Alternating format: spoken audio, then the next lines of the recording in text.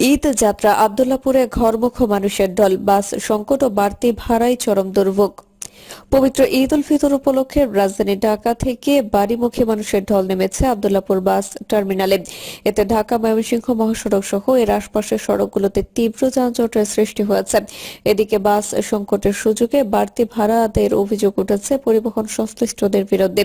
ঘণ্টার পর ঘণ্টা যানজটে আটকে থাকা এবং অতিরিক্ত ভাড়া শুনেও চরম ভোগান্তিতে পড়েছেন ঘরমুখ যাত্রীরা।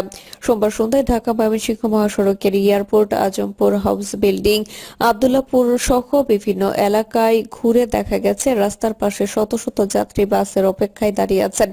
আব্দুল্লাহপুর থেকে গাজীপুর চৌরাস্তা পর্যন্ত মহাসড়কে ধীর গতিতে যান চলাচলের কারণে যানজটে ভোগান্তিতে পড়েছেন সাধারণ যাত্রীরা। যাত্রীদের অভিযোগ, আন্তঃজেলা ও আন্তঃজেলার অনেক বাস বাড়তি আয়ের আশায় নির্ধারিত রুট ছেড়ে একাধিক ট্রিপ দিচ্ছে। ফলে নির্দিষ্ট রুটে বাসের সংকট দেখা দিয়েছে এবং সাধারণ যাত্রীদের দুর্ভোগ বেড়েছে। তারা জানান, ঢাকা থেকে এই রুটে রংপুর যেতে যেখানে সাধারণ সময়ে বাস ছাড়া 500 থেকে 600 টাকা, সেখানে বর্তমানে 1500 থেকে 1600 টাকা পর্যন্ত আদায় করা হচ্ছে। বাস না পেয়ে অনেক যাত্রী বাধ্য হয়ে ট্রাক সহ বিভিন্ন বিকল্প পরিবহন যাতায়াত করেছেন।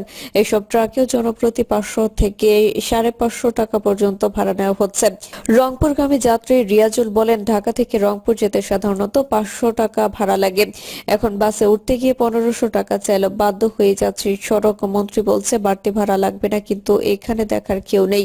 গার্মেন্টস কর্মী রহিমা খাতুন বলেন, ময়মনসিংহ যাব কিন্তু বাসেই পাচ্ছি না, বিকেল থেকে দাঁড়িয়ে আছি, কিন্তু এখন মনে হচ্ছে বাস না পেলে ট্রাকে করে হলেও যেতে হবে।